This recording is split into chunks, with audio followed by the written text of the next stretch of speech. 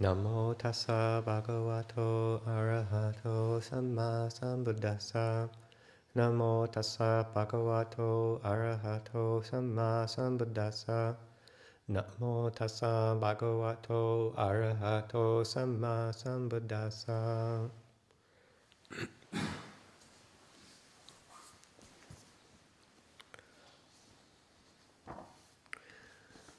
So today is January 16th, Ajahn Chah Memorial Day, and they've already had their celebrations in Thailand, so we're kind of probably the final wave across the world. I guess Temple will be behind. No, Temple's ahead of us, aren't they? Yeah, we're probably the final wave. And so we're going to be just finishing up this section from Stillness Flowing, the readings from the meditation section. This will be the last one. And then we'll launch into more of the reflections from the teaching to Anuruddha starting tomorrow that we've been talking about.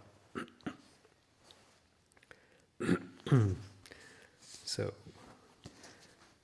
this section here in the meditation chapter is called The Development of Insight.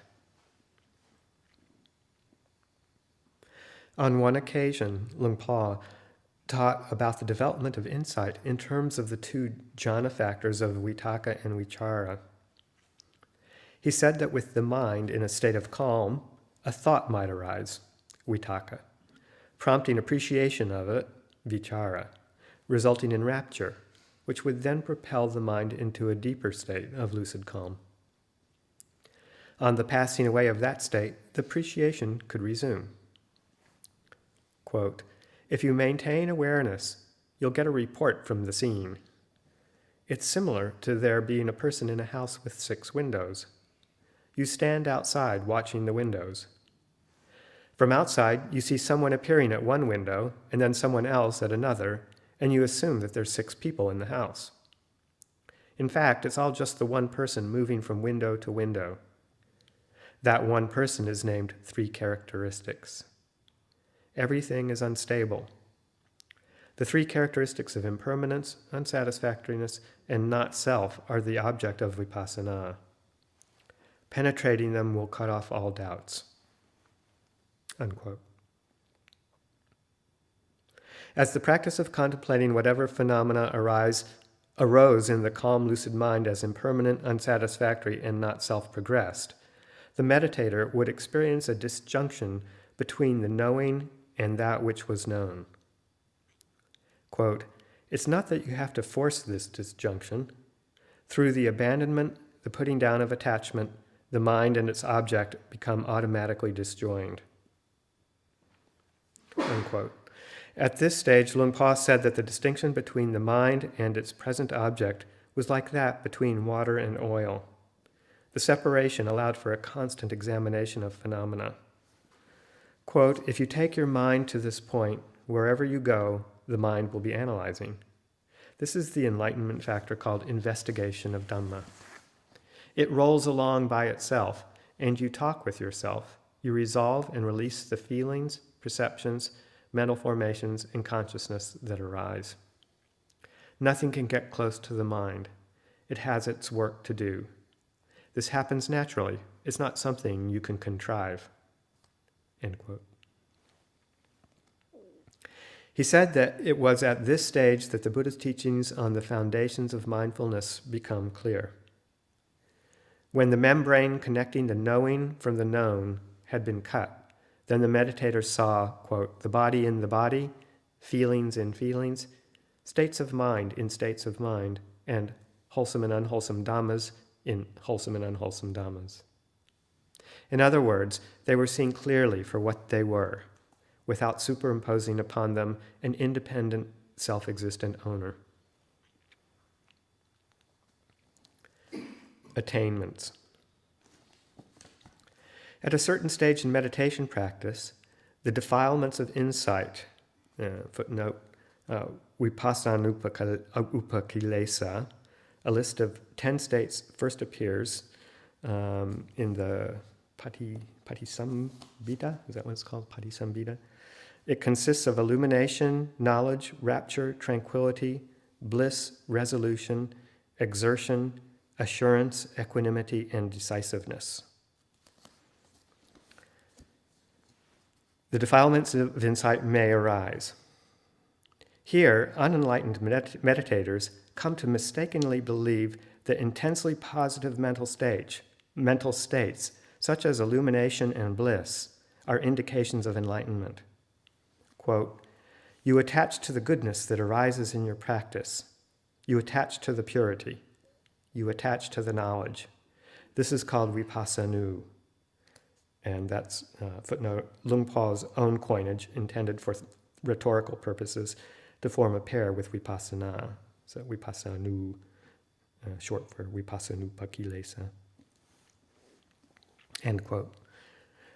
Through the practice of meditation, defilements can be so effectively suppressed that they may seem to have been completely eradicated. As a result, meditators can develop an unshakable self-confidence in their perceptions. If their teacher refuses to accept the validity of their assumed enlightenment, they interpret it as either a sad misjudgment on the teacher's part or else as jealousy. This does happen. It's not that uncommon. Right. Strong measures may be needed in such cases, and a short, sharp shock is usually the recommended cure. In the commentaries, there are stories of awakened monks disabusing others of their delusions by mentally projecting hologram-like moving images of elephants in rut or alluring women in front of them. Caught by surprise, the monk who had believed himself to have transcended lust and fear of death is suddenly made painfully aware that the defilements have only been driven underground and are still lying latent in his mind.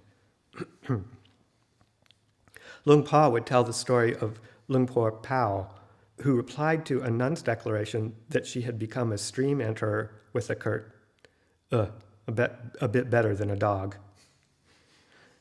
In Thailand, comparing a human being to a dog is considered extremely offensive. The shock and anger that arose in the Mei Chi when spoken to in this unexpected way immediately punctured her conceit. Luang Por once used the same method with a similar result when a Mei Chi at Wat Pah Pong mistakenly believed that she had attained a stage of enlightenment. He listened silently to her claim and then, with his face a stern mask, said coldly, "Liar."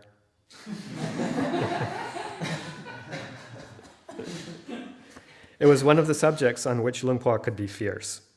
Quote, "Don't ever allow yourself to get puffed up. Whatever you become, don't make anything of it. If you become a stream enterer, then leave it at that. If you become an arahant, then leave it at that. Live simply, keep performing beneficial deeds, and wherever you are, you'll be able to live a normal life.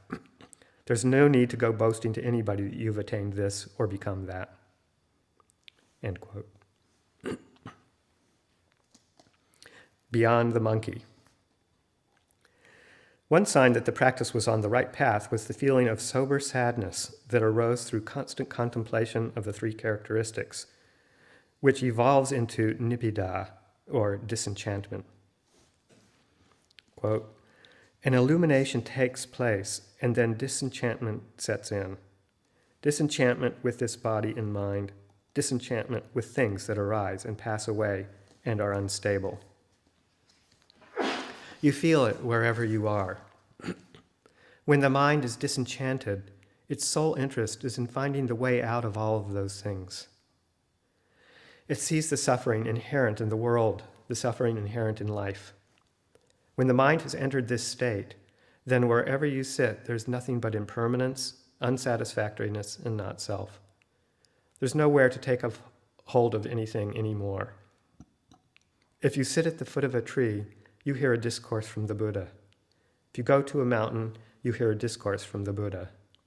You see all trees as just one tree. You see all creatures as of one species. You see that nothing deviates from this truth, that all things come into existence, become established, begin to change, and then cease." End quote. Luang Por made clear that the disenchantment that he was referring to was not an expression of aversion, for that would have been simply another expression of craving. This disenchantment was the feeling that arose through seeing how mistaken it had been to consider impermanent phenomena as self or belonging to self. It was waking up from the enchantment of body and mind. Quote, "This is not the monkey feeling disenchanted. It's feeling disenchanted with being a monkey." Unquote. Luang Por maintained that mainea, awareness of the present mental object as changeful, fluid, unreliable, of uncertain outcome, was the unerring guide right from the very beginning of meditation practice until its final conclusion. When mental objects were recognized as changeful, he said, it was like breaching the boat of conceit below the waterline. The sense "I am" listed to one side and sunk. Luang Por taught that complete liberation of the mind was the result of creating a momentum where the tirelessly repeated inner contemplation of the three characteristics, in a mind freed from the hindrances, was complemented by a steady effort to be mindful and alert to the three characteristics in daily life. Eventually, the constant repetition and increased profundity of the contemplation reached a tipping point and bore fruit. Although Luang Por was reticent about talking in detail about the higher stages of practice, he did, on occasion, make some important observations. In one of his discourses, he described the case of the meditator who has a glimpse of Nibbida, but is unable to fully integrate his understanding and has to return to the work of wisdom until the mind is fully mature. Quote, "It's like someone who is in the middle of stepping across a stream, with one foot on the near bank and the other on the far side. They know for sure that there are two sides to the stream, but are unable to cross over it completely, and so they step back. The understanding that there exist two sides to the stream is similar to that of the Gotrabu Pugala or the Gotrabu Chitta." Footnote, Gotrabu means change of lineage, i.e. between the unenlightened and enlightened. It means that you know the way to go beyond the defilements, but are still unable to go there, and so you step back. Once you know for yourself that this state truly exists, this knowledge remains with you constantly as you continue to practice meditation and develop your parami. You are both certain of the goal and the most direct way to reach it. Footnote on the parami. Spiritual accomplishments, the Theravada tradition recognizes 10. Generosity, virtue, wisdom, renunciation, effort, patience, truthfulness, determination, loving kindness, and equanimity.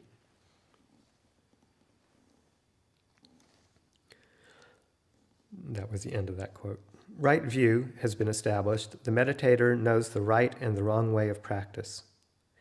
They steer between the extremes of pleasure and pain and gradually move down the path of equanimity, but still make mistakes. They know that treading on thorns is painful, but they still can't always avoid doing so. But through constantly laying aside the tendency to attach to all that is pleasant and unpleasant in the world of experience, insight deepens until finally they become knower of the worlds. When the mind has completely seen through personality view, all doubts and attachments to precepts and practices disappear, and now the mind of the practitioner is in the world but not of it. Luang Por made a comparison with the natural separation of oil and paint in a bottle. Quote, "You are living in the world and following the conventions of the world, but without attaching to them. When you have to go somewhere, you say you are going. When you are coming, you say you are coming. Whatever you are doing, you use the conventions and language of the world, but it's like the two liquids in the bottle. They are in the same bottle, but don't mix together. You live in the world, but at the same time you remain separate from it." The mind doesn't create things around sense contact. Once contact has occurred, you automatically let go. The mind discards the experience. This means that if you are attracted to something, you experience the attraction in the mind, but don't attach or hold on fast to it. If you have a reaction of aversion, there is simply the experience of aversion arising in the mind and nothing more. There isn't any sense of self arising that attaches and gives meaning and importance to the aversion. In other words, the mind knows how to let go. It knows how to set things aside. Why is it able to let go and put things down? Because the presence of insight means you can clearly see the harmful results that come from attaching to all of those mental states. When you see forms, the mind remains undisturbed. When you hear sounds, it remains undisturbed. The mind neither takes a position for or against any sense objects experienced. This is the same for all sense contact, whether it be through the eyes, ears, nose, tongue, body, or mind. Whatever thoughts arise in the mind can't disturb you. You're able to let go. You may perceive something as desirable, but you don't attach to that perception or give it any special importance. It simply becomes a condition of mind to be observed without attachment. This is what the Buddha described as experiencing sense objects as, quote, just that much. The sense bases are still functioning in experiencing sense objects, but without the process of attachment stimulating movements to and fro in the mind. Having gained such clear and penetrating insight means it is sustained at all times, whether you're sitting meditation with your eyes closed, or even if you are doing something with your eyes open. Whatever situation you find yourself in, be it in formal meditation or not, the clarity of insight remains. When you have unwavering mindfulness of the mind within the mind, you don't forget yourself. Whether standing, walking, sitting, or lying down, the awareness within makes it impossible to lose mindfulness. It's a state of awareness that prevents you from forgetting yourself. Mindfulness has become so strong that it is self-sustaining to the point where it becomes the natural state of the mind. These are the results of training and cultivating the mind, and it is here where you go beyond doubt. Unquote. Luang Por said that realizing that the constant arising and passing away of all phenomena is in accordance with causes and conditions is a fixed, invariable truth, is to find the only kind of permanence that exists. Realizing this truth of an unchanging changefulness is, he said, the end of the path that needs to be followed. In terms of the Four Noble Truths, the framework for all of Luang Por's practice and teaching, by bringing the 8 factors of the Noble Path to maturity, suffering is comprehended, and with the factors sustaining suffering abandoned, suffering ceases. Luang Por said, quote, "It is as if an arrow has been pulled out of your heart."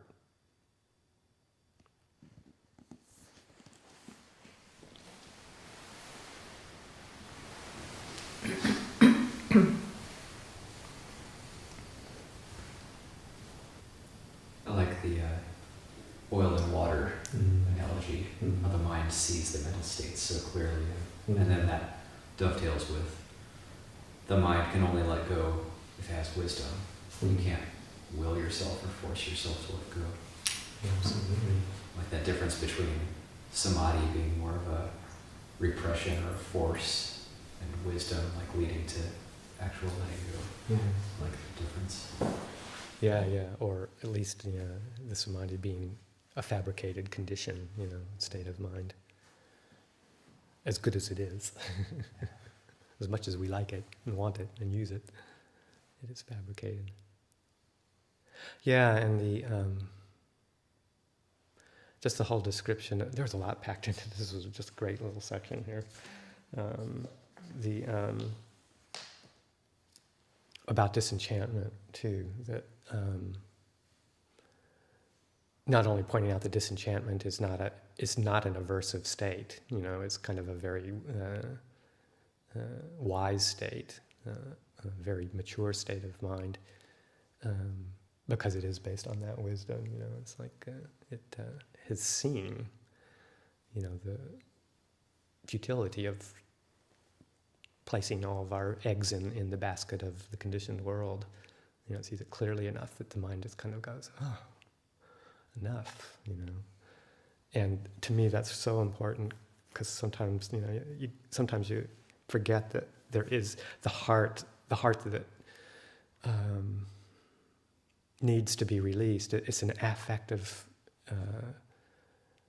realization. Release of the heart isn't a conceptual or an intellectual experience. I mean, it has that component to it as well, but it is that, it's really realizing it deeply, and it's a release of clinging, a release of holding, a release of entanglement, and that disenchantment is a real, emotional letting go, in a sense, of all the conditioned realm, and that's a real heartfelt experience.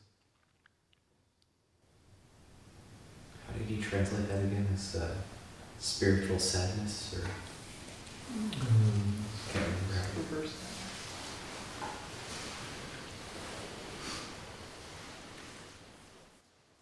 Well, he was using the word Nibbida, disenchantment.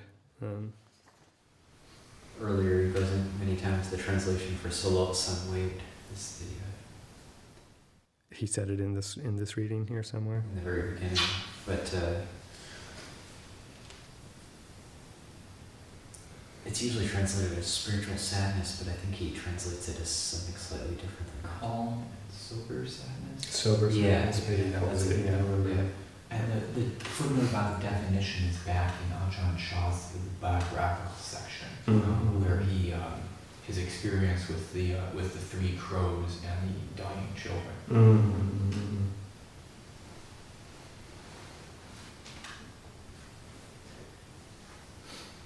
I also appreciate the bit about it's not the monkey feeling disenchantment, it's being sort of fed up with being a monkey. Disenchantment with the monkey.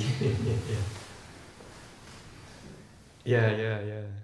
And just the whole word disenchantment, which I think is a good translation of Nibbida too, because it, in one of Bhikkhu Bodhi's translations, he was, I think in the Samyutta, he was using the translation of disgust, and then I think he got a lot of feedback that maybe was a bit too strong with the connotation of aversion, so he went back to disenchantment, but. It's just, disenchantment, not being enchanted, because most of the time we're just enchanted by the world around us, and we're fooled into, believing its solidity and its reality. And this is just sort of like letting go of that enchantment. All of a sudden there's clarity in that sense of, I don't need to be holding on to this.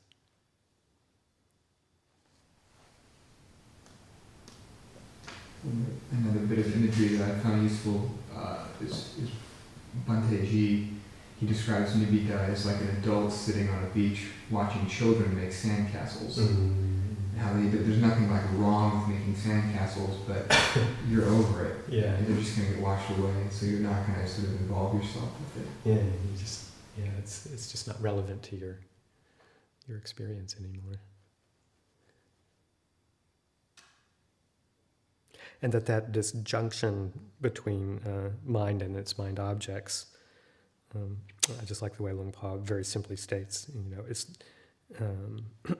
it's not that you have to force this disjunction.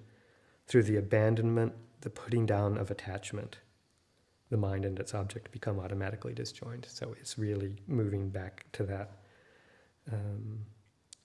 the letting go of upadana, the putting down of clinging, putting down of attachment, that allows the mind to see clearly the difference between mind and mind object.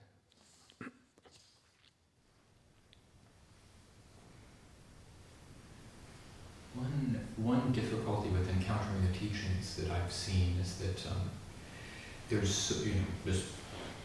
so much emphasis on this, disenchantment, and some people, it's clear Ajahn Chah made quite a very important distinction about the difference between, disenchantment and indifference. Either distance.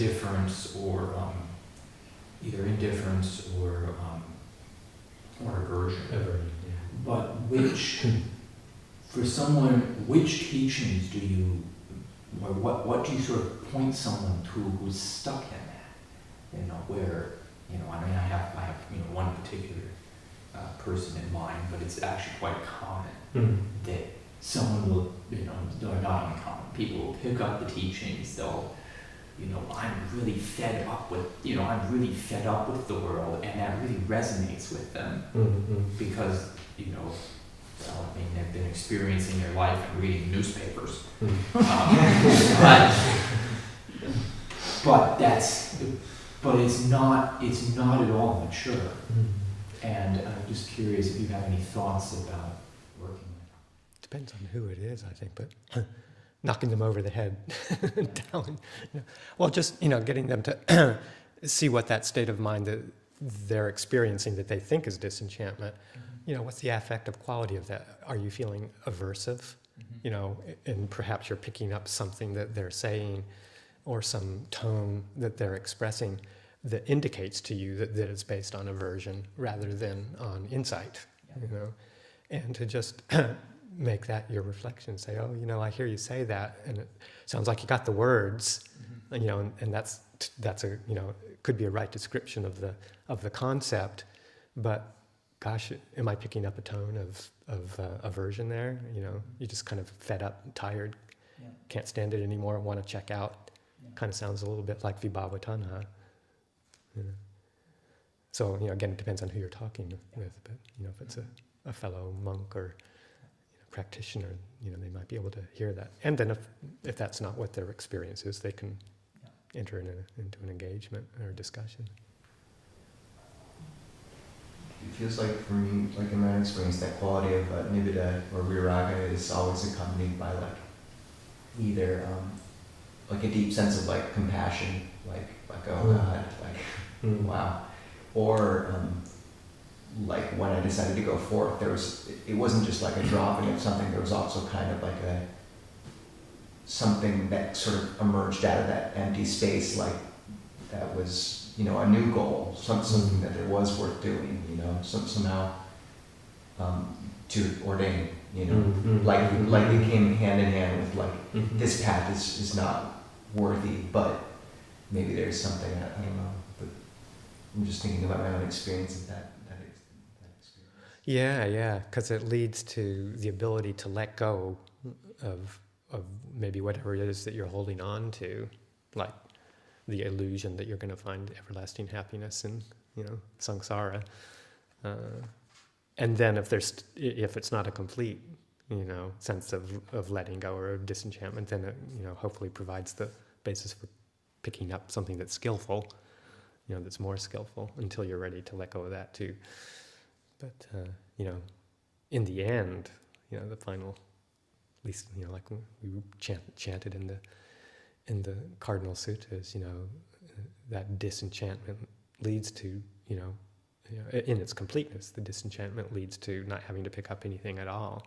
This leads to complete letting go, and, when the work that had to be done has been done.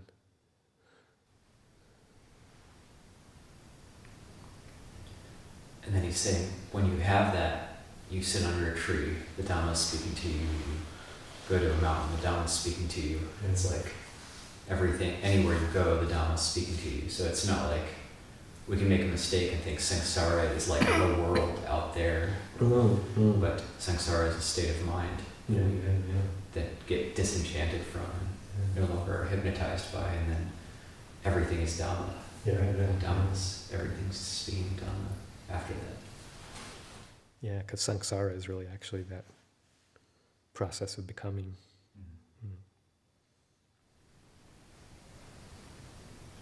Was there someone who thought they were enlightened that the Ajahns were referencing? Was there someone who thought they were enlightened that you both were referencing? In the beginning?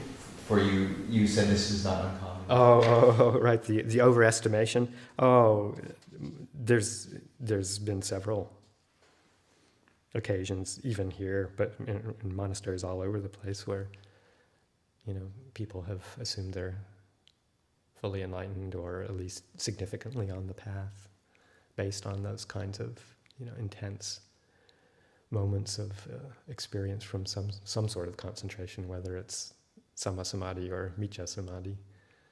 But it's happened a couple of times here, and I've heard of it in other monasteries as well.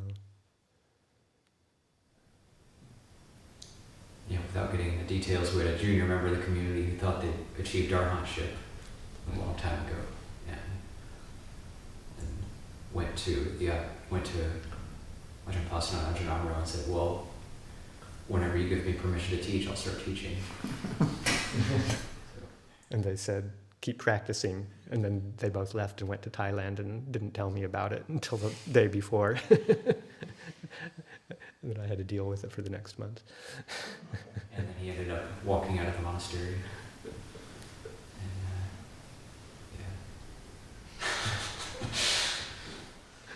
It was a learning experience. But, kind of all,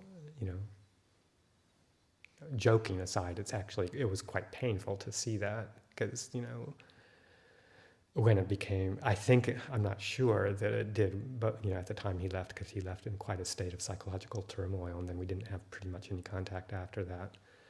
You could just see as he was leaving the wall starting to crumble, and that kind of confusion as to what one thought, one had attained, and then realizing possibly that maybe it wasn't, was quite shattering. I actually felt quite moved and sad, and it was quite powerful to see that.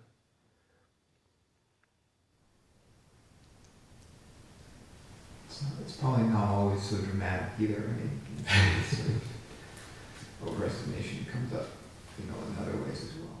Yeah, that was a particularly dramatic one, but yeah, very, very much the case, that little bits and pieces. And that story that Ajahn Pasino likes to tell of the Vietnamese monk living in the cave, that one? Thinks he gets enlightened and writes a beautiful poem to send to his teacher across the river. Right. Writes this beautiful poem about all formations have ended, sort of this written in verse, and really beautiful.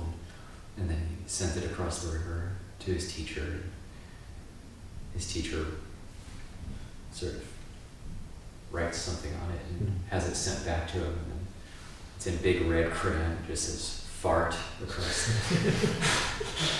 And then the student is so angry that he gets in the boat and goes across the river and says to his teacher, "What's this?" And it's like, some realization you have, it was so tenuous that a single fart's enough to blow you across the river.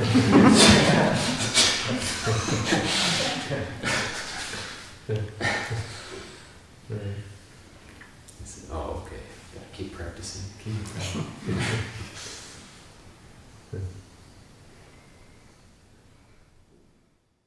Yeah, even I remember as a layman, I was in my lay practice. I remember describing a certain experience to a teacher monk, and he kind of just casually said, "Oh, it sounds like stream entry," and I went, and then very shortly afterwards, I realized that it wasn't anywhere near stream entry, and and that it was just an unfortunate kind of a careless remark based on it just wasn't an apt description, but the sense of that kind of rush of ooh can be very intoxicating. There is another story that I've heard where a lay practitioner was talking with, I believe, Lumpur Sumedho, and he was describing a meditation experience, and Lumpur Sumedho said, that sounds like Sohana Chitta, which is just means bright mind. It may have a technical meaning in the Visuddhimagga or something like that. But it's a mundane experience. Mm-hmm. But this poor layperson probably didn't know the Pali. Mm-hmm. He heard Sotapanna, which is the Pali that he knew. And it was really sad because he,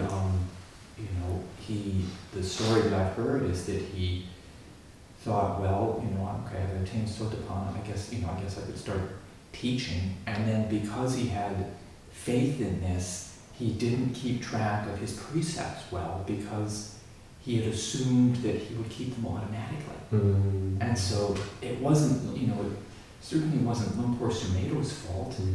And, but in a way it's one of the most tragic misunderstandings that I've heard of, Mm-hmm. because of just how much difficulty this man got into simply because he heard the words wrong. Mm-hmm. So, Yeah, and he was apparently going around telling people that Lumpur Sumedho declared him as a stranger, so incredibly painful. Mm-hmm. Could have at least asked for clarification. But he wasn't a speed hunter, so he didn't think to. Yeah. And some awareness of like, wow, my precepts are totally going to hell. While it's happening, and it's just like, I don't know. Power of the mind. Another, early on, Lumpur Sumedho going to Lumpur Cha to ask, basically say like, am I a stream enter? And Lumpur Cha said something like, do you still have doubt? So if you didn't have doubt, you wouldn't be asking me. Yeah, if you have to ask, then. Some of the best advice I've ever gotten was like early on when I started staying in monasteries, and I was at Wat Nanachat, and I had a few interesting things happen in meditation, and I was like, I didn't know what Sotapanna was, I didn't know about any of this stuff. And even if I did, I probably wouldn't have thought it was that. It was just things I'd never experienced before. So I went to Ajahn Saro, and thinking, I don't know what I thought, I was going to get like knighted or like some sort of like Certificate. yeah, or like, oh my God, that's amazing. And he was just like, he was very kind, he was very gentle, but he was just like, yeah, there's all sorts of stuff that can happen when you meditate. Sort of like, if you see lights, or that was the gist of what he said, but what I extrapolated was like, just this classic Thai forest tradition teaching of like, all this stuff that can happen is not the goal, it's not the point, and it's not a sign of anything. It's just sort of stuff, and I think it still held me in good stead. That sort of that response to it. Yeah, this is the Vipassanupa Kilesa. They're all pretty incredible states of mind when you think of illumination, knowledge, rapture, tranquility, bliss, resolution, exertion, assurance. Assurance is a biggie. Equanimity and decisiveness. Powerful states of mind. And does Ajahn Sumedho talk about like the sort of psychic stuff and Nibbita's bobsled to hell? Isn't it? I haven't heard that phrase before. It sounds good.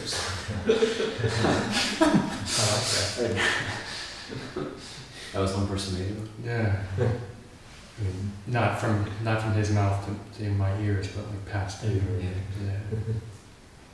That's a funny image. Yeah, because you hear about people just sort of going, just losing the plot, losing sight of the goal, and just getting caught up with. I think it does tend to be more common in Thailand. I think also, people might have more of those experiences than Westerners perhaps. And interpret them differently as well, more significantly. Yeah.